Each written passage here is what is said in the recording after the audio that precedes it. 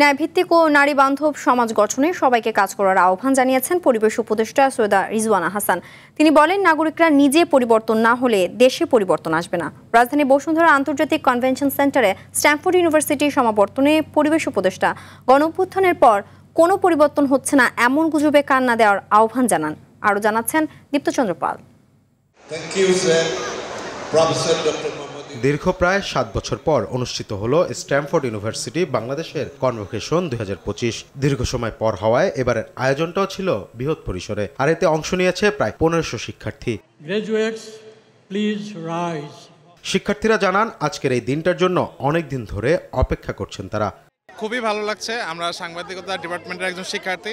আমরা সাংবাদিকতার পাশাপাশি উদ্যোক্তা হিসেবে কাজ করছি অনেকদিন ধরে। খুবই এক্সাইটেড, কারণ হচ্ছে কি অনেক দিনের আমাদের তো এটা একটা স্বপ্ন ছিল, তো এরকম একটা সুযোগ করে দিয়েছে স্ট্যামফোর্ড ইউনিভার্সিটিকে।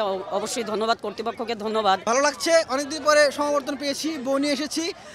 আজকের দিনটা তো খুবই মজার গেল। এরপরে বাচ্চা সহ আর একটা সমাবর্তন নিতে চাই। অ্যাকচুয়ালি অনেকদিন পরে হয়েছে, এর জন্য অনেক ভালো লাগছে, কিন্তু এত গ্যাপের জন্য মানে যেরকম আরও বেশি এক্সাইটেড ছিল, এক্সাইটমেন্ট একটু কমে গেছে। এক্সাইটেড লেভেল খুবই, কারণ মাত্রই পাশ করে বের হয়েছি, আর তারপর আরও কনভোকেশন পেলাম, তো এখান থেকে বলা যায় খুবই এক্সাইটেড, মানে ভাষায় প্রকাশ করতে পারছি না। আমার ছোটবেলা থেকে শখ ছিল যে একদিন গ্র্যাজুয়েশন শেষে এই কালো বোরখাটা পরে টুপিটা ঢিলা দিব। আজকে শখ পূরণ হলো। থ্যাংক ইউ সবাইকে।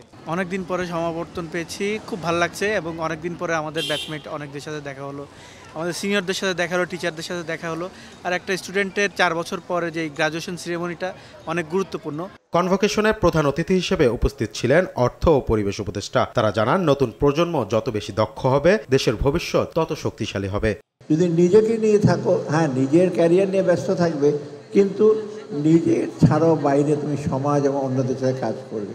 এই যে এমপ্যাথি, সহানুভূতি, পরস্পরতা এবং কোঅপারেশন, এটা সবচেয়ে বেশি দরকার। প্রথাগত রাজনীতি আমাদেরকে যা শিখিয়েছে, তাই যদি সমর্থনযোগ্য হতো তাহলে তো আর জুলাই আগস্ট হতো না। এখন পরিবর্তিত রাজনীতি কেমন হবে, নতুন প্রজন্মের রাজনীতিবিদদেরকে সেটা ভাবতে হবে। উচ্ছ্বাস, প্রত্যাশা আর নতুন পথ চলার প্রতিশ্রুতিতে শেষ হয় স্ট্যামফোর্ড ইউনিভার্সিটির কনভোকেশন 2025। দীপ্তচন্দ্র পাল, RTV, ঢাকা।